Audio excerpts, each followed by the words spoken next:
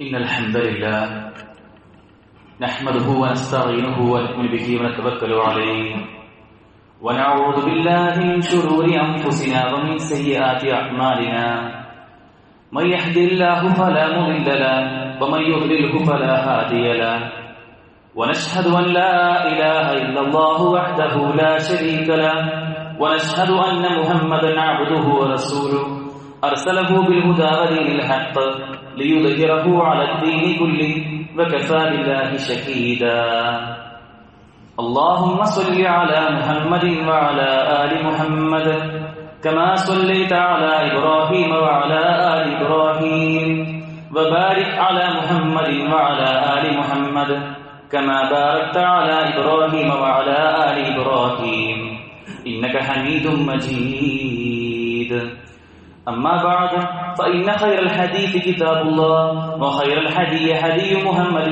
صلى الله عليه وسلم وشر الأمور محدثاتها وكل محدثة بدعة وكل بدعة ضلالة وكل ضلالة في النار أعوذ بالله من الشيطان الرجيم بسم الله الرحمن الرحيم يا أيها الذين آمنوا اتقوا الله حق تقاته ولا تموتن إلا وأنتم مسلمون يا أيها الناس اتقوا ربكم الذي خلقكم من نفس واحدة وخلق منها زوجها وبث منهما رجالا كثيرا ونساء واتقوا الله الذي تساءلون به والأرحام إن الله كان عليكم رقيبا يا أيها الذين آمنوا اتقوا الله وقولوا قولا سديدا يصلح لكم أعمالكم ويغفر لكم ذنوبكم ومن يطع الله ورسوله فقد فاز فوزا عظيما واذكرن ما يتلى في بيوتكن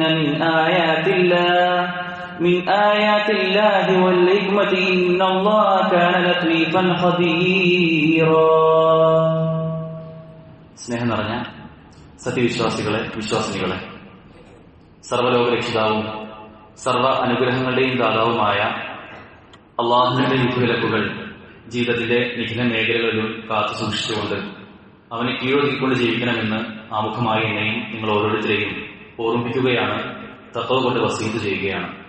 അത്തരത്തിൽ അള്ളാഹുവിന് കീഴൊതുങ്ങിയ സ്വർഗം ലക്ഷ്യമാക്കിക്കൊണ്ട് ജീവിക്കുന്ന നല്ലവരുടെ കൂട്ടത്തിൽ, സദ്വൃത്തരുടെ കൂട്ടത്തിൽ അള്ളാഹു നമ്മെ ഏവരെയും ഉൾപ്പെടുത്തി അനുഗ്രഹിക്കുമാറാകട്ടെ. ജീവിതത്തിൽ ഒരുപാടധികം സ്വപ്നങ്ങളും പ്രതീക്ഷകളും ആ സ്വപ്നങ്ങൾക്കനുസരിച്ചുള്ള പല പ്ലാനുകളും ആ പ്ലാനുകൾക്കനുസരിച്ചുള്ള പല പ്രവർത്തനങ്ങളുമായിട്ട് നീങ്ങുന്നവരാണ് ഞാനും നിങ്ങളും. പക്ഷേ അത്തരത്തിലുള്ള സ്വപ്നങ്ങളെ പ്രാവർത്തികമാക്കാൻ നോക്കുമ്പോൾ പല രൂപത്തിലുള്ള പ്രയാസങ്ങളും പ്രതിസന്ധികളും ഒക്കെ നമ്മുടെ ജീവിതത്തിൽ വരാറുണ്ട്. അത് ഏത് വിഷയം എടുത്ത് നോക്കിയാലും, ഭൗതികമാവട്ടെ നമ്മുടെ പരലോകത്തിന് വേണ്ടിയിട്ടുള്ളതാകട്ടെ, എല്ലാം അതിന്റെ 100% പെർഫെക്ഷനിൽ ചെയ്യാൻ നമുക്ക് പലപ്പോഴും കഴിയാറില്ല. എന്നാൽ വിശ്വാസികൾ എന്ന നിലയ്ക്ക് അതിനെല്ലാം നിരന്തരം ശ്രമിച്ചുകൊണ്ടിരിക്കുന്ന, തിരുത്തേണ്ടടുത്ത് തിരുത്തിക്കൊണ്ടിരിക്കുന്ന ഒരു പ്രകൃതി നമുക്ക് എല്ലാവർക്കും ഉണ്ട്. അള്ളാഹു നമുക്ക് നിലനിർത്തി തരട്ടെ. സഹോദരങ്ങളെ, ജീവിതത്തിൽ നമ്മൾ മുന്നോട്ട് വയ്ക്കുന്ന നമ്മുടെ ചിന്തകളിലും ആലോചനകളിലും നമ്മുടെ സ്വപ്നങ്ങളിലും ഒക്കെയുള്ള പ്രധാനപ്പെട്ട 2 വിഷയങ്ങൾ. ഒന്ന് നമ്മുടെ കുടുംബമാണ്. കുടുംബവും നമ്മുടെ ഇണയും നമ്മുടെ മക്കളുമായിട്ടുള്ള ആ ഒരു ജീവിതം. 2 നമ്മുടെ വീടാണ്. വീട് അതിനെ ഏറ്റവും മനോഹരമായി, സമാധാനപൂർണമാക്കി, ഇസ്ലാമികമാക്കി മാറ്റാനുള്ള ശ്രമങ്ങൾ. പലപ്പോഴും ഈ 2 വിഷയങ്ങളിലും മുസ്ലിം സമുദായത്തിലുള്ള ഭൂരിഭാഗം ആളുകൾക്കും പല രൂപത്തിലുള്ള ഏറ്റക്കുറച്ചുകൾ സംഭവിച്ചിട്ടുണ്ട് എന്നതൊരു യാഥാർത്ഥ്യമാണ്. വീട് എന്നൊരു ഉദാഹരണം മാത്രം എടുത്ത് നോക്കുകയാണെങ്കിൽ പലരെയും പലപ്പോഴും പ്രവാസത്തിലേക്ക് ആക്കിയത് ഒരുപക്ഷെ വീടുകളായിരിക്കാം. വീടിനെ കുറിച്ചുള്ള നമ്മുടെ സങ്കല്പവും, എവിടെ നിന്നാണ്, എങ്ങനെയാണ് നമ്മൾ വീടിനെ കുറിച്ച് സ്വപ്നം കാണാൻ തുടങ്ങിയത് എന്ന് മുതൽ അതിന്റെ പ്രശ്നങ്ങൾ നിലകൊള്ളുന്നുണ്ട്. ഒരുപക്ഷെ നമ്മുടെ വീട് വാങ്ങുന്നതിനുള്ള സ്ഥലം കാണുന്നത് മുതൽ, എവിടെയാണ് അതിന്റെ സ്ഥലം കാണുക, എന്തായിരിക്കണം ആ വീടിന്റെ വലിപ്പം, അതിന്റെ ഉള്ളിൽ എന്തൊക്കെ ഉണ്ടാവണം എന്ന് തുടങ്ങി നമ്മളൊരു വീട് വയ്ക്കാൻ ആലോചിക്കുമ്പോൾ നമ്മുടെ മനസ്സിലേക്ക് വരുന്ന ചിന്തകൾ മുതൽ പലപ്പോഴും നമുക്ക് പല പ്രയാസങ്ങൾ ഭാവിയിൽ ഉണ്ടാക്കാൻ സാധ്യത പലപ്പോഴും കാണാറുണ്ട്. ആലോചിക്കൂ, പക്ഷികളും മൃഗങ്ങളും ഒക്കെ വീടുകൾ വെക്കാറുണ്ട്. ഒരു പക്ഷി ഒരു വീട് വെക്കണമെന്നുണ്ടെങ്കിൽ രാവിലെ രാവിലെ പറക്കാൻ തുടങ്ങുന്ന സമയത്ത് അത് ആലോചിച്ചിട്ടുണ്ടാവും വീട് വെക്കണമെന്ന്. വൈകുന്നേരം ആകുമ്പോഴേക്കും അതിന് വേണ്ട എല്ലാ സാധന സാമഗ്രികളും ഒരുക്കി അത് രാത്രി ആകുമ്പോഴേക്കും വീട് വെച്ചിട്ടുണ്ടാവും. പക്ഷെ മനുഷ്യരെ സംബന്ധിച്ചിടത്തോളം അങ്ങനെയല്ല. നമ്മൾ ഒരുപാടധികം പ്രതീക്ഷകൾ അല്ലെങ്കിൽ നമ്മുടെ സമയത്തെയും ആരോഗ്യത്തെയും സമ്പത്തിനെയും ഒക്കെ ഇൻവെസ്റ്റ് ചെയ്യുന്നത് തന്നെയാണ് നമ്മുടെയൊക്കെ വീട്. അതിന്റെ സ്ഥലം വാങ്ങുന്നത് മുതൽ അതിന്റെ ചെലവുകൾ മുതൽ അതിന് വേണ്ടി വരുന്ന എസ്റ്റിമേറ്റ് ഉണ്ടാക്കി ഒരു പ്ലാൻ ഉണ്ടാക്കി അതിന് വേണ്ട കടം പലപ്പോഴും വാങ്ങേണ്ടി വരുന്ന അവസ്ഥ മുതൽ ഒരുപക്ഷെ ആ വീട് അതിന്റെ നിർമ്മാണം പൂർത്തിയാവുന്നത് വരെ നമുക്കൊക്കെ പലപ്പോഴും ടെൻഷനുകളിലൂടെ മാത്രം യാത്ര ചെയ്യേണ്ട ഒരു സാഹചര്യം ഉണ്ടായേക്കാം. അറബിയിൽ വീട് എന്നതിന് ബൈത്ത് എന്ന വാക്കിനപ്പുറം മസ്കൻ എന്നൊരു പദമുണ്ട്. മസ്കൻ എന്ന് വെച്ചാൽ ശാന്തിയുടെ സമാധാനത്തിന്റെ ഇടം എന്നുള്ളതാണ്. പക്ഷെ പലപ്പോഴും നമ്മുടെ വീടുകൾ ഒരു ശാന്തിയുടെ ഗേഹമായി സമാധാനപൂർണമായ അന്തരീക്ഷം നിലകൊള്ളുന്ന ഒന്നായി മാറ്റാൻ നമുക്ക് കഴിയാറുണ്ടോ എന്ന് നമ്മൾ ആലോചിച്ച് നോക്കേണ്ടതുണ്ട്. ആ വീടിന്റെ നിർമ്മാണത്തിന്റെ ചിന്തകൾ മുതൽ അത് ഉണ്ടായി വന്നതും അതിന് ശേഷവും ഒക്കെ പലപ്പോഴും നമ്മൾ ടെൻഷനുകളിൽ നിന്ന് ടെൻഷനുകളിലേക്ക് ഒരുപക്ഷെ സാമ്പത്തികമായ വിഷയങ്ങൾ മാറ്റി നിർത്തിയാൽ ആ വീട്ടിലുണ്ടാവുന്ന മതപരമായ ധാർമ്മികമായ അന്തരീക്ഷം അടക്കം ആലോചിച്ച് നോക്കുമ്പോൾ പലപ്പോഴും ആശങ്കകളാണ് നമുക്കൊക്കെ പറയാൻ സാധിക്കുന്നത്. പ്രവാചകൻ വിശ്വാസം 4 കാര്യങ്ങളെ പറ്റി പറയുന്നുണ്ട്. 4 കാര്യങ്ങൾ വിശ്വാസികൾക്ക് സൗഭാഗ്യമായിക്കൊണ്ട് പ്രവാചകൻ വിശ്വാസം പരിചയപ്പെടുത്തുന്നുണ്ട്. അതിൽ ഒന്നാമത്തേത് മർഅത്തുൻ സ്വാലിഹ, സ്വാലിഹായ നല്ല ഒരു ഇണയാണ് ഒന്നാമത്തേത്. 2 അൽ മസ്കനുൽ വാസിഅ, വിശാലമായ പ്രവിശാലമായ ഒരു മസ്കൻ അല്ലെങ്കിൽ വീട് എന്നത് രണ്ടാമത്തെ സൗഭാഗ്യമായി എണ്ണിയിട്ടുണ്ട്. 3ാമത്തെ കാര്യം നല്ല അയൽക്കാരാണ്, ജാർ, നല്ല അയൽക്കാരാവുക എന്നത് ഒരു സൗഭാഗ്യമായി എണ്ണിയിട്ടുണ്ട്. 4 കേടുപാടുകളില്ലാത്ത ധന്യമായൊരു വാഹനവും സൗഭാഗ്യമായി എണ്ണിയിട്ടുള്ളതാണ്. ഈ 4 ഇല്ലാതായിരിക്കുമ്പോൾ അത് ദൗർഭാഗ്യമായിട്ട് പ്രവാചകൻ സ്വീകരിക്കുന്ന രീതിയിൽ തന്നെ എണ്ണുന്നുണ്ട്. അതായത് വീടാവട്ടെ, നമ്മുടെ ഇണയാവട്ടെ, അയൽക്കാരാവട്ടെ, നമ്മുടെ വാഹനങ്ങളാവട്ടെ, ഇതൊക്കെ വലിയ സൗഭാഗ്യമായിക്കൊണ്ടാണ് പ്രവാചകൻ സംസ്ഥ പരിചയപ്പെടുത്തുന്നത്. പക്ഷെ നമ്മൾ ആലോചിച്ചു, നമ്മുടെ വീടുമായി ബന്ധപ്പെട്ട നമ്മുടെ സ്വപ്നം, വീട് അൽ മസ്കനുൽ വാസിഅ എന്നാണ് പറയുന്നത്. വാസിഅ എന്ന വാക്കിന്റെ അർത്ഥം വിശാലമായ വീട്. വീട് ഒരിക്കലും കുടിസുള്ളതാവണം, ചുരുങ്ങിയ രൂപത്തിലുള്ളതാവണം എന്നൊന്നും ഇസ്ലാം കൽപ്പിക്കുന്നില്ല. നമുക്ക് പ്രവിശാലമായ, നമുക്ക് താമസിക്കാൻ യോഗ്യമായ രൂപത്തിൽ വിശാലമായ വീട് നിർമ്മിക്കാനുള്ള അനുവാദം ഇസ്ലാം നൽകുന്നുണ്ട്. പക്ഷെ അതിൽ ദൂരത്തിന്റെ ഒരു അംശം ഉണ്ടാവാൻ പാടില്ല എന്ന ഒരു കൽപ്പന മാത്രമേ നമുക്ക് പാലിക്കേണ്ടതുള്ളൂ. പക്ഷെ പലപ്പോഴും ഇന്ന് വീട് എന്ന് ആലോചിച്ച് നോക്കുമ്പോൾ തന്നെ അതിന്റെ സ്ക്വയർ ഫീറ്റ് എത്രയായിരിക്കണം? 3000-4000 സ്ക്വയർ ഫീറ്റ്. തൊട്ടപ്പുറത്തെ വീട് ഇത്ര വലിപ്പമുള്ള വീടാണ്, അല്ലെങ്കിൽ തറവാട് വീട് ഇത്ര ചെറിയ വീടായിരുന്നു, ഇനി ആ പഴയ സൗകര്യം ഒന്നും പോരാ. അല്ലെങ്കിൽ എന്റെ ജ്യേഷ്ഠന്റെ വീട് അത് അതിനേക്കാൾ വലിയ സൗകര്യങ്ങൾ, ഏറ്റവും ആധുനികമായ കണ്ടംപററി മോഡലാണ്, അതുകൊണ്ട് എനിക്ക് അതിനേക്കാൾ പുതിയ സൗകര്യം വേണം എന്നൊക്കെ ആലോചിച്ച് തുടങ്ങുന്നത് മുതൽ ഒരുപക്ഷെ ഈ മസ്കൻ എന്ന വാക്കിന്റെ അർത്ഥത്തിലേക്ക് നമ്മുടെ വീടുകൾ എത്തുന്നുണ്ട് എന്ന് നമ്മൾ ആലോചിച്ച് നോക്കേണ്ടതുണ്ട്. പൂർണ്ണമായും ശാന്തി ലഭിക്കുന്ന, ബൈത്ത് എന്ന വാക്കിന്റെ അർത്ഥം രാത്രി കിടന്നുറങ്ങാനുള്ള, തലചായ്ക്കാനുള്ള ഒരു ഇടം എന്ന് മാത്രമാണ്. എന്നാൽ നമ്മുടെ വീടുകൾ ബൈത്തിൽ നിന്ന് മസ്കനിലേക്ക് എത്തുന്നുണ്ടോ എന്നൊരു ചോദ്യം നാം ചോദിച്ചു നോക്കേണ്ടതുണ്ട്. പലപ്പോഴും വീടിന് വേണ്ടി ഒരുപാടധികം സാമ്പത്തികമായ ഇൻവെസ്റ്റ്മെന്റ് നമ്മൾ നടത്താറുണ്ട്. അതിൽ ഭൂരിഭാഗം ആളുകളും പെട്ടെന്ന് വീട് വേണമെന്ന് ആഗ്രഹിക്കുമ്പോൾ അതിന്റെ പണി തുടങ്ങി 8, 10, 15 കൊല്ലൊന്നും ആഗ്രഹിക്കാറില്ല. അത് എത്രയും പെട്ടെന്ന് പൂർത്തിയാക്കുന്നേ ചിന്തിക്കാറുള്ളൂ. അതിനുവേണ്ടി കടം വാങ്ങുന്ന, ആ കടത്തിന്റെ പേരിൽ ടെൻഷൻ അനുഭവിക്കുന്ന, ആ കടം വാങ്ങിയ പൈസ കൃത്യമായ സമയത്ത് കൊടുക്കാൻ കഴിയാതെ പോകുന്ന, ഇനി കടം മാറ്റി നിർത്താം, ലോൺ എടുക്കുന്ന ഒരുപാടധികം സഹോദരങ്ങളെ മുസ്ലിം സമുദായത്തിൽ നമുക്ക് കാണാൻ കഴിയും. ലോൺ എന്നത് പലിശയാണെന്ന് അറിയാത്തവരല്ലവർ. ലോണിൽ പലിശയുടെ അംശമുണ്ട് എന്ന് അറിഞ്ഞ് ആ പലിശയെ നമ്മൾ പേ ചെയ്യേണ്ടി വരും എന്ന ബോധ്യത്തോടു തന്നെ ലോൺ എടുക്കുന്ന ആളുകൾ എത്രത്തോളം ഗുരുതരാണ്. എന്നിട്ട് അവരാണ് പിന്നീട് പലപ്പോഴും പരിതപിക്കാറുള്ളത്, സഹതപിക്കാറുള്ളത്, എന്റെ വീട്ടിൽ സമാധാനം ലഭിക്കുന്നില്ല. ഉസ്താദെ എന്ന് പറഞ്ഞാൽ പലപ്പോഴും കൗൺസിലിംഗ് വരുന്നത് വീട്ടിൽ സമാധാനമില്ല, എന്നിട്ട് അതിന്റെ പിന്നാമ്പുറത്തേക്ക് കാര്യങ്ങൾ ചോദിച്ചു പോകുമ്പോൾ പറയുന്നത് വീട് ലോൺ എടുത്തുകൊണ്ട് ഉണ്ടാക്കിയ വീടാന്നുള്ളതാണ്. പലിശയുടെ അംശമുള്ളൊരു വീട് അവിടെ എങ്ങനെയാണ് സഹോദരൻ അള്ളാഹുവിന്റെ ബർക്കത്ത് ലഭിക്കുക? അള്ളാഹും റസൂലും നേരിട്ട് യുദ്ധം പ്രഖ്യാപിച്ച ആളുകളാണ് പലിശയുമായി ബന്ധപ്പെട്ട ആളുകൾ. എത്രത്തോളം ഗുരുതരമായ പാപമായിക്കൊണ്ടാണ് പലിശ ഇസ്ലാം പരിചയപ്പെടുന്നത്. എന്നിട്ട് നമ്മൾ സമാധാനം ആഗ്രഹിക്കുന്ന നമ്മുടെ ഏറ്റവും വലിയ സ്വപ്നമായിട്ടുള്ള നമ്മുടെ വീട്, ആ വീടിന് വേണ്ടി ലോൺ എടുക്കുന്ന അവസ്ഥ പലപ്പോഴും കാണാറുണ്ട്. എത്ര തന്നെ നമ്മൾ അള്ളാഹുവിലേക്ക് അടുത്താലും, എത്ര തന്നെ നമ്മൾ തഹജ്ജുദ് നമസ്കരിച്ച് പ്രാർത്ഥിച്ചാലും ഒരുപക്ഷെ നമ്മുടെ പ്രാർത്ഥന സ്വീകരിക്കാതിരിക്കാനുള്ള ഒരു കാരണം നമ്മൾ പലിശയുമായി ബന്ധപ്പെട്ടു എന്ന കാരണം മാത്രമായിരിക്കും. ഇതുപോലെ തന്നെ വീടുമായി ബന്ധപ്പെട്ട മറ്റ് അനാചാരങ്ങൾ, കന്നിമൂല നോക്കുന്ന ആളുകളെ കാണാൻ കഴിയും. വീടിന്റെ ഇന്ന കോർണറിലാണ് ബാത്റൂം എന്നതുകൊണ്ട് അതൊരു ബർക്കത്തില്ലാത്ത സ്ഥലമാണ് എന്നെല്ലാം പറഞ്ഞ് നിങ്ങളുടെ ദൗർഭാഗ്യത്തിന്റെ കാരണം ആ ബാത്റൂം ഇന്ന സ്ഥലത്തായതുകൊണ്ടാണ്, ഗേറ്റിന് ഇത്ര ഉയരമുള്ളതിന്റെ പ്രശ്നം എന്ന് പറഞ്ഞ് അത് അവരുടെ മനസ്സിലേക്ക് കയറ്റി അത്തരം അന്ധവിശ്വാസങ്ങൾ പേര് നടക്കുന്ന ഒരുപാടധികം മുസ്ലിം സമുദായത്തിലെ ആളുകൾ നമുക്ക് കാണാൻ സാധിക്കും. എത്രത്തോളം ഗുരുതരാണ്. ഇസ്ലാമിൽ അങ്ങനെ ഒരു കന്നിമൂല എന്ന സങ്കല്പം നമുക്ക് കാണാൻ സാധിക്കില്ല. നമ്മുടെ വീട്, നമ്മൾ വീട്ടിലേക്ക് പ്രവേശിച്ചു കഴിഞ്ഞ ഉടനെ തന്നെ ഉമ്മാക്കൊരു രോഗം വന്നെന്ന് വിചാരിക്കാം, നമ്മുടെ മക്കൾക്ക് ഒരു ആക്സിഡന്റ് സംഭവിച്ചെന്ന് വിചാരിക്കാം. അത് ഈ കഞ്ഞിമൂലയുടെ കാരണം കൊണ്ടാണ്, അല്ലെങ്കിൽ വീട് വെക്കുമ്പോൾ തന്നെ ഞങ്ങൾ അന്നേ പറഞ്ഞതാണ് ഇന്ന കാര്യം ശ്രദ്ധിക്കണമെന്ന്, അത് ശ്രദ്ധിക്കാതെ വെച്ചത് കൊണ്ടല്ലേ എന്നൊക്കെ ചോദിക്കുമ്പോൾ ആ ചോദ്യത്തിൽ പതറിപ്പോകുന്ന ഒരുപാട് ആളുകൾ. നമ്മൾ ആലോചിക്കേണ്ടത്, നമ്മൾ പൂർണ്ണമായും ഇസ്ലാമികമായ എല്ലാ താല്പര്യങ്ങളും പാലിച്ചുകൊണ്ട് അള്ളാഹുവിൽ തവക്കുലാക്കിയിട്ടാണ് നമ്മുടെ വീട് നിർമ്മിച്ചിട്ടുണ്ടെങ്കിൽ പിന്നെ ഒന്നും നമുക്ക് പേടിക്കാനില്ല. കാരണം നമ്മൾ ഭരം നിർമ്മിച്ചിട്ടുള്ളത് ആരെയാണ്? ഈ വീടും നമ്മളെയും എല്ലാം സൃഷ്ടിച്ച, എല്ലാം തവക്കുലാക്കാൻ കഴിവുള്ള അള്ളാഹുവിൽ തവക്കുലാക്കിയിട്ടുണ്ടെങ്കിൽ നമുക്ക് ഒന്നുമില്ല, പേടിക്കാനില്ല. ഇത്തരത്തിൽ പല രൂപത്തിൽ വീടുമായി ബന്ധപ്പെട്ട രൂപത്തിൽ ടെൻഷൻ അടിക്കുന്ന ഒരുപാട് ആളുകൾ കാണാൻ സാധിക്കും. പക്ഷെ ഈ പറഞ്ഞ രണ്ട് കാര്യങ്ങളും, സാമ്പത്തികമായ വിഷയങ്ങളാവട്ടെ, ഇത്തരത്തിലുള്ള അന്ധവിശ്വാസങ്ങളാവട്ടെ, ഇതൊക്കെ നമുക്ക് പരിഹരിക്കാവുന്നതേ ഉള്ളൂ. പക്ഷെ നമ്മുടെ വീടിനെ മസ്കനാക്കാൻ, സമാധാനപൂർണമായിട്ടുള്ള, നമ്മൾ ജോലി കഴിഞ്ഞ് രാവിലെ മുതൽ വൈകുന്നേരം വരെ കഷ്ടപ്പെട്ട് പണിയെടുത്ത് പക്ഷെ വീട്ടിലേക്ക് തിരിച്ചെത്തുമ്പോൾ മനസ്സിന് കുളിർമ ലഭിക്കുന്ന ഒരു ഇടമായി മാറാൻ, സമാധാനപൂർണമായ ഒരു സ്ഥലമാക്കി മാറ്റാൻ നമുക്ക് ഒരുപക്ഷെ ഈ പറഞ്ഞ പല കാര്യങ്ങളൊന്നും കഴിയണമെന്നില്ല. അതിന് നമ്മൾ ബോധപൂർവ്വം ചില കാര്യങ്ങൾ ചെയ്തേ മതിയാവും. ഒരുപക്ഷെ ഒരു മുസ്ലിമിന്റെ വീട്ടിൽ ഉണ്ടാവേണ്ടത് എന്തൊക്കെയാണ്, ഉണ്ടാവാൻ പാടില്ലാത്തത് എന്തൊക്കെയാണ് എന്ന് കൃത്യമായി നമ്മൾ തിരിച്ചറിയണം. അതിൽ ഉണ്ടാവേണ്ടതെല്ലാം എന്റെ വീട്ടിലുണ്ട് എന്ന് ടിക്കർ നമുക്ക് കഴിയണം. ഉണ്ടാവാൻ പാടില്ലാത്ത ഇന്ന കാര്യം എന്റെ വീട്ടിലില്ല എന്ന് ഉറപ്പിക്കാൻ നമുക്ക് സാധിക്കേണ്ടതുണ്ട്. അതൊരു പക്ഷേ ഒരു വീട്ടിലെ ഗൃഹനാഥയോ ഉപ്പയോ മാത്രം തീരുമാനിച്ചാൽ മതിയാവില്ല. ഒരാൾ ഒറ്റയ്ക്ക് തീരുമാനമെടുത്തുകൊണ്ട് മാത്രം മാറില്ല.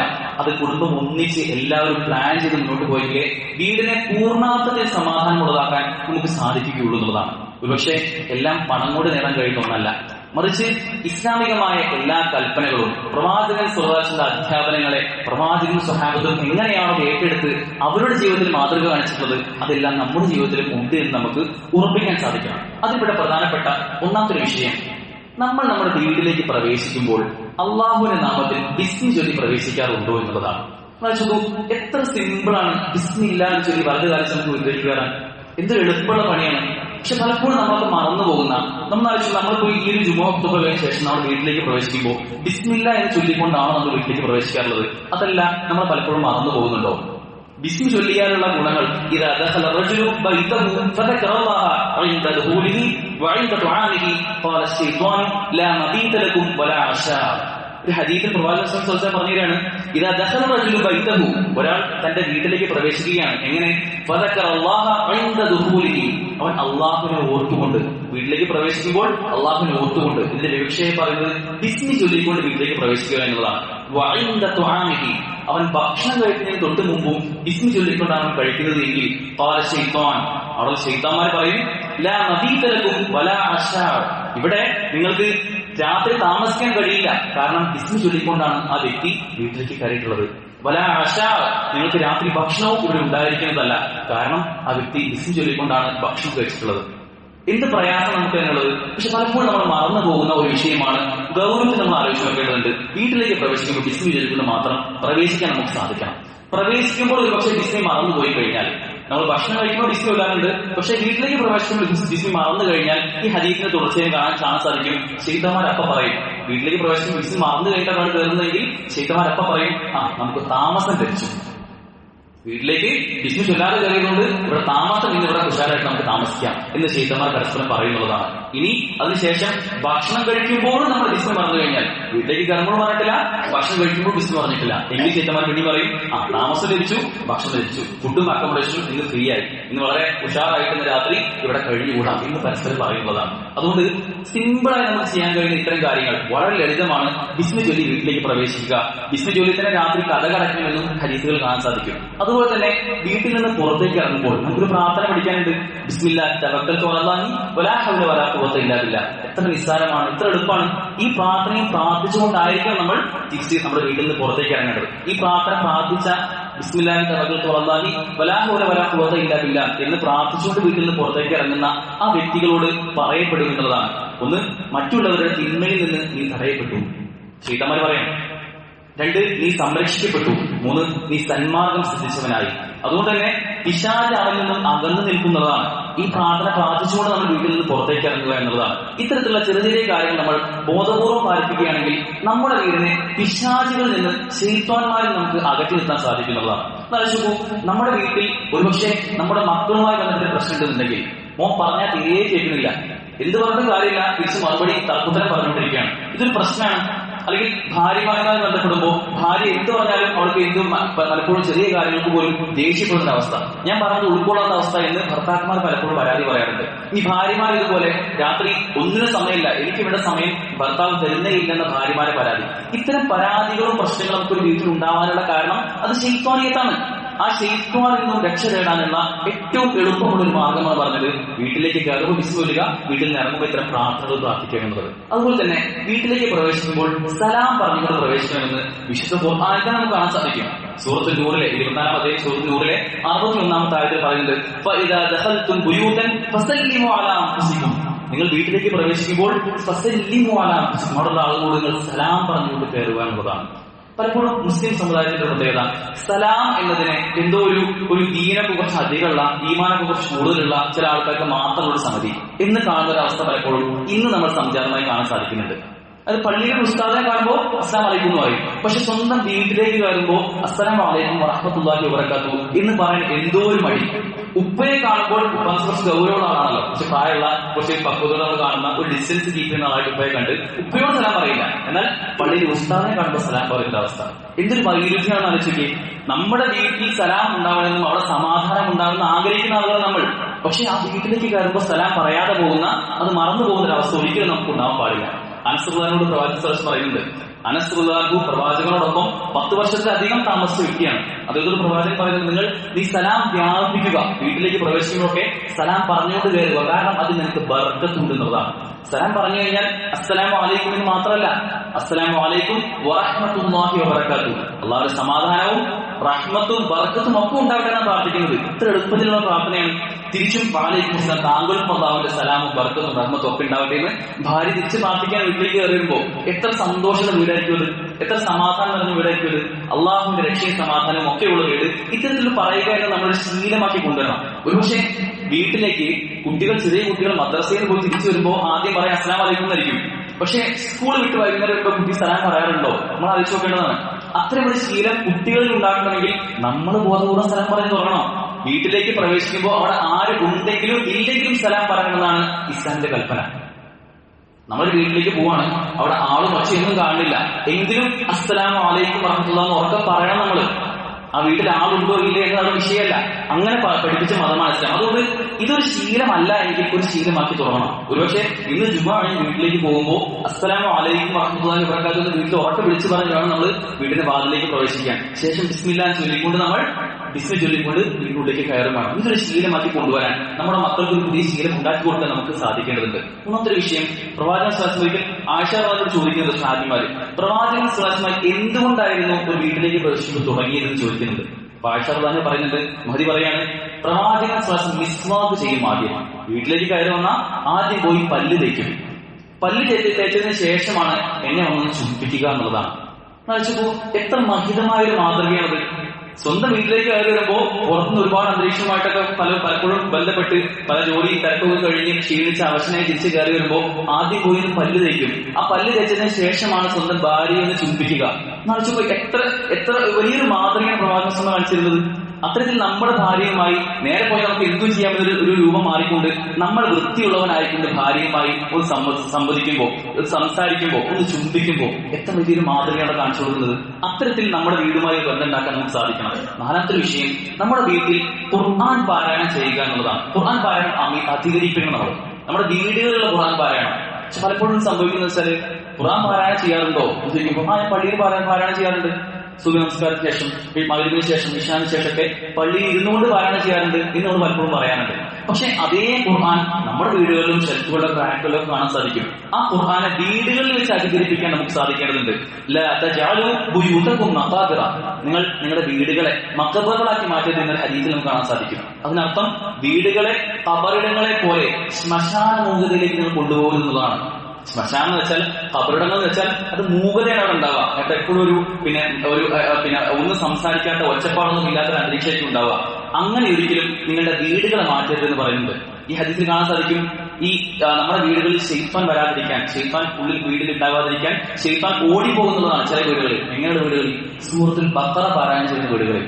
സൂറത്തുൽ ബഖറ നമ്മൾ വീടുകളിൽ പാരായണം അവതരിപ്പിക്കുകയാണെങ്കിൽ ശൈത്താൻ വീടുകളിൽ ഉണ്ടാവുകയില്ല എന്ന് പറഞ്ഞ ദിവസം കാണാൻ സാധിക്കും, ഹദീസ് കാണാൻ സാധിക്കും. പലപ്പോഴും ഇതിൽ നമുക്ക് പലപ്പോഴും മറന്നു പോകുന്ന അല്ലെങ്കിൽ വീടുകളിൽ ഒന്നിച്ചിരുന്ന് പാരായണം ചെയ്യുമ്പോൾ നമ്മുടെ വീട്ടിൽ നമ്മൾ സംസ്കാരം ഉണ്ടാക്കാൻ ഒരു പുതിയ കൾച്ചർ കൊണ്ടുവരാണ്. എല്ലാവരും വൈകുന്നേരം രാത്രി മഗ്‌രിബിന്റെ ഇശാന്റെ ഇടയ്ക്ക് ആ ഒരു സമയം നമ്മൾ നിശ്ചയിച്ച് എല്ലാവർക്കും ഒഴിവുള്ള സമയമാണല്ലോ. നമ്മൾ ഫോണൊക്കെ മാറ്റി വെച്ച് എല്ലാവരും കൂടി ഒന്നിച്ചിരുന്ന് ഖുർആൻ പാരായണം ചെയ്യുന്ന അവസ്ഥ എത്ര മനോഹരമായിരിക്കും. അതിൽ പലപ്പോഴും അങ്ങോട്ടും പാരായണം ചെയ്യുമ്പോൾ ഒരാൾ ഒന്നും മറ്റൊരാൾ കേൾക്കുക, അതിന്റെ കുട്ടികൾ പാരായണം ചെയ്യുന്നുണ്ടാവും, അവർ പാരായണം ചെയ്യുമ്പോൾ തെറ്റുകൾ ഉണ്ടാവും, അത് അങ്ങോട്ട് കൂടെ തിരുത്താൻ പറ്റും. ഇങ്ങനെയുള്ള ഒരു ഖുർആനിന്റെ അന്തരീക്ഷം നമ്മുടെ വീട്ടിൽ ഉണ്ടാക്കാൻ ബോധപൂർവ്വം ശ്രദ്ധിക്കേണ്ടതുണ്ട്. നാലാമതായിക്കൊണ്ട് സുന്നത്തുകളെ അതിജീവിപ്പിക്കുക എന്നുള്ളതാണ്. സുന്നത്തുകൾ, പ്രവാചകൻ സ്വല്ലല്ലാഹു സുന്നത്തുകൾ നമ്മുടെ വീടുകളിൽ ബോധപൂർവ്വം ഉണ്ടാക്കിയെടുക്കാനുള്ള ശ്രമങ്ങൾ നമ്മൾ നടത്തേണ്ടതുണ്ട്. എന്നുവെച്ചപ്പോൾ നമ്മുടെ വീടുകളിൽ നിന്ന് ഒന്നിച്ച് ഭക്ഷണം കഴിക്കുക എന്നുള്ള സുന്നത്താണ്.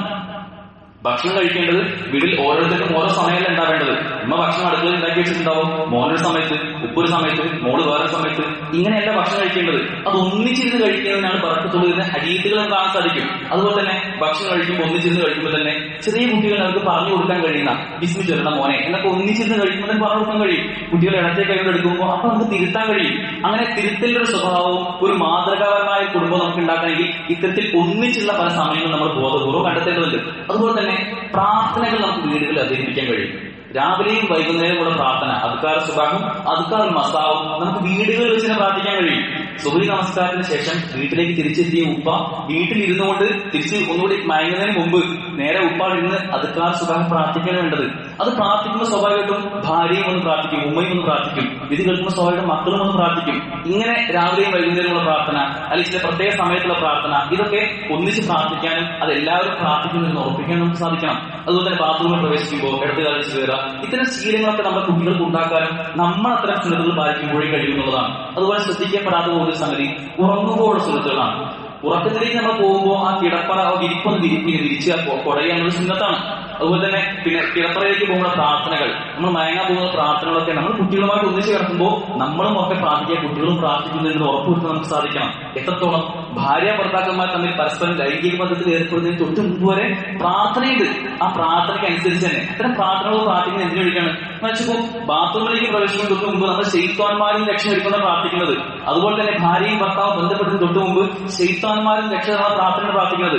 അത്തരം പ്രാർത്ഥനകൾക്ക് ഒരുപാടധികം മൂല്യങ്ങൾ റിസൾട്ടിൽ ഉണ്ടാക്കാൻ കഴിയുന്നതാണ്. അതുപോലെ തന്നെ പരസ്പരം ദീനിന് വേണ്ടി സഹകരിക്കുന്ന ഒരു അന്തരീക്ഷം നമ്മുടെ കുടുംബത്തിൽ, നമ്മുടെ വീടുകളിൽ ഉണ്ടാക്കാൻ നമുക്ക് സാധിക്കണം.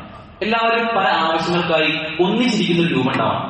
ഭക്ഷണം കഴിക്കുന്ന ഒരു ഉദാഹരണമാണ്. ആ സമയത്ത് നമുക്ക് ഭക്ഷണം കഴിക്കുമ്പോൾ തന്നെ പല കാര്യങ്ങൾ ചർച്ച ചെയ്യാൻ കഴിയും. അതല്ലാത്ത സമയങ്ങളിലും എന്തെങ്കിലും ഒരു പ്രധാനപ്പെട്ട തീരുമാനം നമ്മുടെ വീടുമായി ബന്ധപ്പെട്ട്, നമ്മുടെ കുടുംബവുമായി ബന്ധപ്പെട്ട് നമ്മുടെ ഭൗതികമായ സാഹചര്യങ്ങളുമായി ബന്ധപ്പെട്ട് എടുക്കുന്നുണ്ടെന്നുണ്ടെങ്കിൽ ഒരുപക്ഷെ മകന്റെ ഉപരിപഠനമായിരിക്കാം, ഒരു പ്രധാനപ്പെട്ട ജോലിയായിരിക്കാം, പല സർട്ടിഫിക്കറ്റ് കോഴ്സുമായിരിക്കാം, പല കാരണങ്ങളാവാം, ഭൗതികമാവാം, പാരത്രികമാവാം, ഏത് വിഷയമാവാം. അവിടെയൊക്കെ ഒന്നിച്ചിരുന്ന് ഒരു ശൂറയുടെ പറക്കത്തിൽ നമ്മുടെ വീടുകളിൽ തീരുമാനമെടുക്കാൻ കഴിയണം. വീട്ടിലെല്ലാവരും ഒന്നിച്ചിരുന്ന് വട്ടം കൂടിയിരുന്ന് അതിന്റെ അപ്പുറവും ഇപ്പുറവും ഒക്കെ ചർച്ച ചെയ്ത് അത് അങ്ങനെയാണെങ്കിൽ എന്താവും, ഇങ്ങനെയാണെങ്കിൽ എന്താവും, അതിന്റെ പ്രശ്നങ്ങൾ എന്തൊക്കെയാണ്, അതിന്റെ ചെലവുകൾ എങ്ങനെയൊക്കെയാണ്, ഇതൊക്കെ ആലോചിച്ച് ചർച്ച ചെയ്തുകൊണ്ട് ഒന്നിച്ചൊരു ശൂറയുടെ അടിസ്ഥാനത്തിൽ പലപ്പോഴും തീരുമാനമെടുക്കാൻ നമുക്ക് സാധിക്കാവുന്നതാണ്. അതുപോലെ തന്നെ നന്മകൾ പരസ്പരം പങ്കുവയ്ക്കുക. ഒരുപക്ഷെ ഒരു ഹദീസ് ഇന്നത്തെ ഖുതുബയിൽ നമ്മളൊരു ഹദീസ് നമ്മൾ കേട്ടിട്ടുണ്ടെങ്കിൽ, ഒരു നന്മ കേട്ടിട്ടുണ്ടെങ്കിൽ, ഒരു ഖുർആൻ ക്ലാസ്സിൽ ഒരു നന്മ കേട്ടിട്ടുണ്ടെങ്കിൽ ആ നന്മ നേരെ വന്ന് വീട്ടിൽ പോയി എല്ലാവർക്കുമായി പറഞ്ഞു കൊടുക്കുക. എല്ലാവരും ഇരിക്കുന്ന സമയത്ത് ഉമ്മ ഞാൻ എന്തൊരു കാര്യം കേട്ടു ഇന്ന് കുട്ടി പറയുന്നത് എത്ര മനോഹരമായിരിക്കും, ഈ ഒരു ഹദീസ് ഞാൻ കേട്ടു നിങ്ങൾ ഭാര്യയോട് പറയുന്നത് എത്ര മനോഹരമായിരിക്കും, അല്ലെങ്കിൽ ഭാര്യമാർ ഭർത്താക്കന്മാർ പങ്കുവയ്ക്കുന്നത്. ഇത്തരത്തിൽ നന്മകൾ പങ്കുവയ്ക്കുന്ന ഒരു അന്തരീക്ഷം വീട്ടിലുണ്ടാക്കേണ്ടതുണ്ട്. അതുപോലെ തന്നെ ഉമ്മയും ഉപ്പയും മക്കൾക്ക് മാതൃകയായിക്കൊണ്ട് വേണം മുന്നോട്ട് പോകാൻ. ഉമ്മയെ കണ്ടാണ് നമ്മുടെ മക്കൾ വളരുക, ഉപ്പയെ കണ്ടാണ് നമ്മുടെ മക്കൾ വളരുക. അത് ബോധപൂർവ്വം തിരിച്ചറിഞ്ഞുകൊണ്ട് ഉമ്മയും ഉപ്പയും മക്കൾക്ക് മാതൃകയാവുന്ന രൂപം ഉണ്ടാവണം. നമ്മുടെ വീട്ടിലെ വൃത്തി, ശുദ്ധി, ഇതൊക്കെ നമുക്ക് കുട്ടികളെ കാണിച്ചു കൊടുത്താൽ ഒരുപക്ഷെ ഭാവിയിൽ അവൻ വലുതാവുമ്പോൾ മറ്റൊരു സ്ഥലത്തേക്ക് പോകുമ്പോൾ, മക്കൾ മറ്റൊരു സ്ഥലത്തേക്ക് പോകുമ്പോഴൊക്കെ ഈ വൃത്തിയും ശുദ്ധിയും ഒക്കെ കീപ്പ് ചെയ്ത് മാതൃകാപരമായിട്ട് മുന്നോട്ട് പോകും. അതുപോലെ തന്നെ വീട്ടിലെ വിലക്കുകളെല്ലാം സൂക്ഷിക്കുക എന്നുള്ളതാണ്. വീടുമായി ബന്ധപ്പെട്ട് ഉണ്ടാവാൻ പാടില്ലാത്ത ഒന്നാണ് ജീവനുള്ള വസ്തുക്കളുടെ ചിത്രങ്ങളോ മറ്റോ തൂക്കിയിടുക എന്നുള്ളത്. അതൊരിക്കലും നമ്മുടെ വീട്ടിൽ ഉണ്ടാവാൻ പാടില്ല. അത് ഉണ്ടെന്നുണ്ടെങ്കിൽ ഇപ്പോൾ തന്നെ പോയി മാറ്റി വെക്കാൻ നമുക്ക്.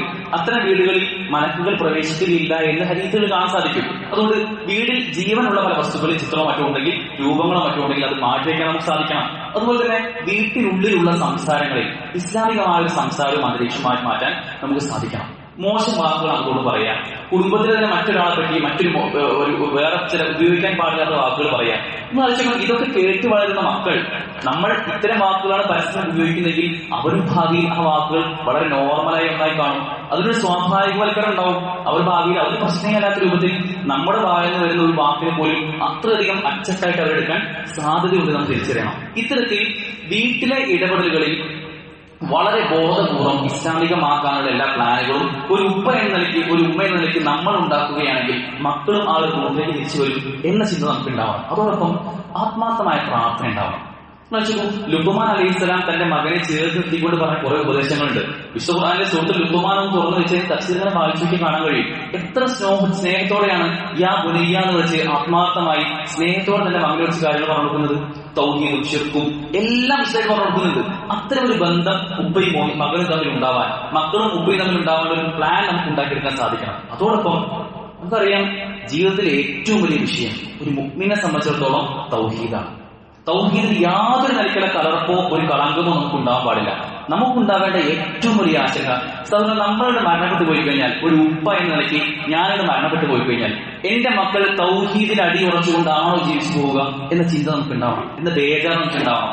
ഞാൻ എന്ന ഉമ്മ മരിച്ചു പോകുമ്പോൾ എന്റെ മക്കളുടെ തൗഹീദിന്റെ വിഷയത്തിൽ എന്തെങ്കിലും പ്രശ്നമുണ്ടോ? ബാക്കി അവരുടെ പഠനത്തിലോ അല്ലെങ്കിൽ ഇന്ന സാമ്പത്തികമായ വിഷയത്തിലോ കുറച്ച് പ്രശ്നം ഉണ്ടായിരിക്കാം. പക്ഷെ അവരുടെ തൗഹീദിൽ, വിശ്വാസത്തിന്റെ കാര്യത്തിൽ എന്തെങ്കിലും പ്രശ്നമുണ്ടോ എന്ന ബേജാറാണ് നമുക്ക് ഉണ്ടാവേണ്ടത്. നമുക്കാണെങ്കിൽ സൂറത്തുൽ ബഖറയിൽ കാണാൻ സാധിക്കും, യാക്കൂബ് നബി അദ്ദേഹം മരണാസന്നനായ സമയത്ത് തന്റെ മക്കളെ അടുത്ത് വിളിച്ച് പറയുന്നുണ്ട്.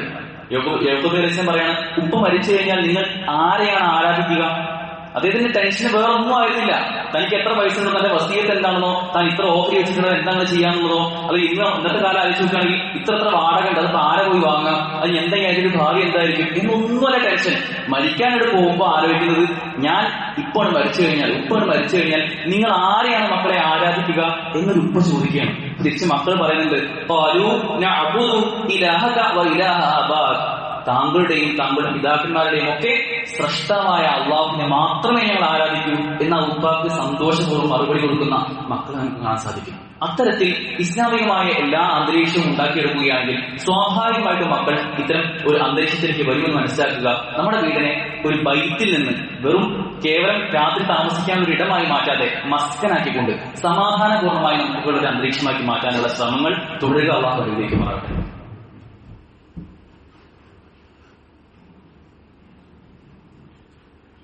അൽഹംദുലില്ലാഹ്, അസ്സലാത്തു വസ്സലാമു അലാ റസൂലില്ലാഹ് വഅലാ ആലിഹി വസഹ്ബിഹി അജ്മഈൻ. അമ്മാ ബഅദ്. നമ്മുടെ വീടുകളെ ഇസ്ലാമികമാക്കുന്നതിനായി ഒരു കൽപ്പന കൂടി നമുക്ക് പ്രവാചകൻ സ്വല്ലല്ലാഹു ജീവിതത്തിൽ കാണാൻ സാധിക്കും. നമ്മുടെ നമസ്കാരത്തിൽ നിന്നും ഒരു ഓഹരി വീടുകളിലേക്ക് മാറ്റിവെക്കുക എന്നൊരു ഹദീസ് കാണാൻ സാധിക്കും. നിങ്ങളുടെ വീടുകളെ മഖ്ബറകളാക്കരുത് എന്നീ ഹദീസിന് തുടർച്ചയായി കാണാം. നമസ്കാരത്തിന്റെ ഒരു ഓഹരി വീടുകളിലേക്ക് മാറ്റുക എന്ന ഈ ഒരു ഹദീസിനെ നിർവചിച്ചുകൊണ്ട് പണ്ഡിതന്മാർ പറയുന്നുണ്ട്, പുരുഷന്മാരെ സംബന്ധിച്ചിടത്തോളം അവരുടെ ഫർദ് നമസ്കാരങ്ങൾ പൂർണ്ണമായിട്ടും പള്ളിയിലാണ് നമസ്കരിക്കേണ്ടത്. ആ പുരുഷന്മാർ ഒരുപക്ഷെ അവരുടെ നമസ്കാരത്തിന്റെ ഓഹരി എന്നവർ ഉദ്ദേശിച്ചത് അവരുടെ സുന്നത്ത് നമസ്കാരങ്ങൾ അവർ വീടുകളിലേക്ക് ആക്കുക എന്നുള്ളതാണ്. റവാത്തിബ് സുന്നത്ത് നമസ്കാരം നമ്മൾ എല്ലാ ദിവസവും നമ്മുടെ ഫർദിന് പുറമെ നമസ്കരിക്കുന്ന സുന്നത്താണ് റവാത്തിബ്. ഇതല്ലാത്ത വേറെയും സുന്നത്തുകളുണ്ട്. റവാത്തിബ് സുന്നത്ത് നമസ്കാരം നമുക്ക് വീടുകളിലാക്കാൻ എന്ത് തടസ്സമുള്ളത്? സുബഹി നമസ്കാരത്തിന് മുമ്പ് 2 റക്അത്ത് വീട്ടിൽ നിന്ന് നമസ്കരിച്ച് നമ്മൾ പള്ളിയിലേക്ക് പോവുകയാണെങ്കിൽ അതനുസരിച്ച് കുറച്ച് നേരത്തെ എഴുന്നേറ്റ് പോകുന്ന രൂപം. ഇത് കാണുന്ന ഒരു കുട്ടി മനസ്സിൽ വളരെ എളുപ്പമുള്ള ഉദാഹരണമാണ്. നമ്മുടെ കുട്ടി നമ്മുടെ വീട്ടിൽ ഉപ്പ സുന്നത്ത് നമസ്കാരം വീട്ടിൽ നിന്ന് നമസ്കരിച്ച് പള്ളിയിലേക്ക് പോകുന്ന കാഴ്ചകളാണ്. ഇത് നിസ്കരിച്ച ശേഷം ഉപ്പ നടന്നു പോകുമ്പോൾ ഈ കുട്ടിനെ ചോദിക്കും, ഉമ്മച്ചി ഇപ്പൊ എന്താ കാട്ടി, ഇപ്പൊ നിസ്കാരം കഴിഞ്ഞില്ലേ, ഇനി പിന്നെ എന്താ പള്ളിയിലേക്ക് പോണത്? ഇത് കുട്ടികൾ ചോദിക്കില്ലേ നമ്മൾ ഉമ്മമാരോട്. അപ്പൊ ഉമ്മാക്ക് തിരിച്ച് മറുപടി പറഞ്ഞിട്ടാൻ കഴിയും, മോനെ ഉപ്പ നിസ്കരിച്ചത് സുന്നത്താണ് കേട്ടോ, റവാത്തിബ് സുന്നത്താണ് നിസ്കരിച്ചത്, അത് ഇന്ന രൂപത്തിലുള്ളത്, സുബഹിന് മുമ്പ് 2 ളുഹ്റിന് ശേഷം പിന്നെ അസർ നിസ്കാരം ഇല്ല എന്നൊക്കെ പറഞ്ഞു കൊടുത്ത് ഒരു ഉദാഹരണം ചെയ്ത് പഠിപ്പിച്ചു കൊടുക്കാൻ ഒരു മാർഗമാണത്. കുട്ടികളെ ആ രൂപത്തിൽ ദീനിലേക്ക് കൊണ്ടുവരാനുള്ള ഒരു ശ്രമമാണ് അത്തരം രൂപത്തിൽ നമ്മൾ നടത്തേണ്ടത്. ഈ രൂപത്തിൽ നമസ്കാരത്തിലെ ഒരു ഓഹരി വീട്ടിലേക്കാക്കാൻ ഒരു കൽപ്പന നമുക്ക് കാണാൻ സാധിക്കും. ഇതുപോലെ മക്കളെ പലപ്പോഴും നന്നാക്കുക എന്നതാണ് രക്ഷിതാക്കളൊക്കെ ആലോചിക്കാറുള്ളത്. മക്കളെ നന്നാക്കി എടുക്കേണ്ടതൊന്നല്ല, അവർ ബോധപൂർവ്വം നന്നാവുകയാണ് ചെയ്യുക, അവർ സ്വമേധയാ നന്നായി മാറുകയാണ് ചെയ്യുക.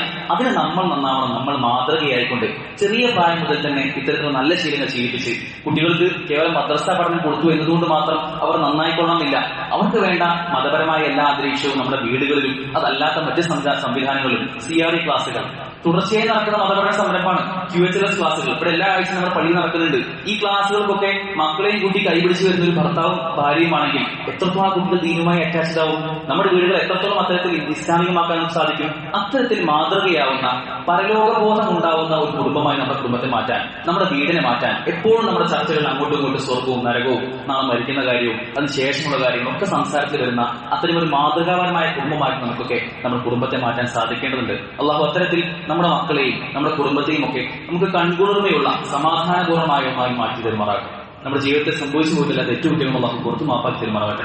നമ്മൾ മരണപ്പെട്ടു പോയ നമ്മുടെ മുൻഗാമികൾ, നമ്മുടെ ഉമ്മമാർ അവർക്കൊക്കെ അള്ളാഹു മഗ്ഫിറത്തും മർഹമത്തും നൽകി അവരുടെ ഖബറിനെ വിശാലമാക്കി നമ്മളെയും അവരെയും അവന്റെ ജന്നാത്തുൽ ഫിർദൗസിൽ ഒരുമിച്ച് കൂട്ടി അനുഗ്രഹിക്കുമാകട്ടെ.